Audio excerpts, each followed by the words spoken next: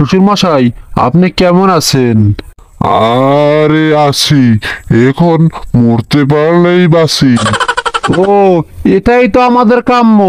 আমরা তো এটাই চাই। এর নাম হচ্ছে মদন। এ ছোটবেলা থেকেই একটু বুদ্ধি শুদ্ধি কম আছে। সে এখন শ্বশুর বাড়ি যাবে, তাই তার মা তাকে সবকিছু ভালোভাবে বুঝিয়ে বলে দিচ্ছে।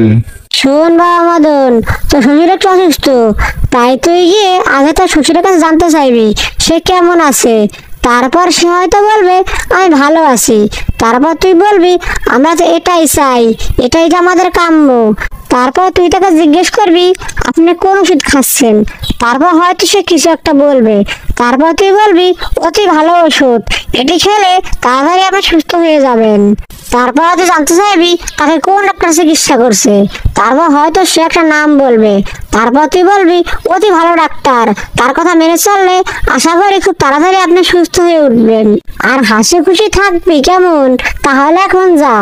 আচ্ছা ঠিক আছে মা, এ নিয়ে তোমার একদম চিন্তা করতে হবে না। তুমি যা যা বলে দিয়েছো আমি সব তাই তাই করব। আর আমি সারা পথ এগুলো মনে করেই যাব।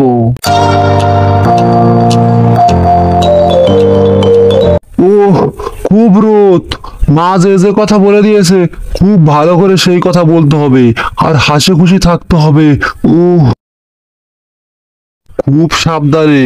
মা যা যা বলে দিয়েছে ঠিক সেইভাবে তাই তাই বলতে হবে, যদি একটু ভুল না হয়। আর হাসি খুশি থাকতে বলেছে। হা হা হা হা হা হা হা হা হা। শ্বশুর মশাই, শ্বশুর মশাই, আপনি কেমন আছেন? আরে আছি, এখন মরতে পারলেই বাঁচি। ও, এটাই তো আমাদের কাম্য। আমরা তো এটাই চাই।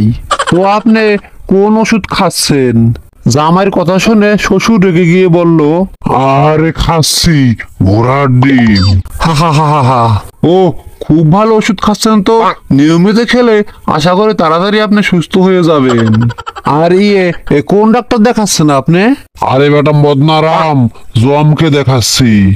ও খুব ভালো নামকরা ডাক্তার তো, আশা করি তার উপদেশ মেনে চললে খুব তাড়াতাড়ি আপনি সুস্থ হয়ে উঠবেন।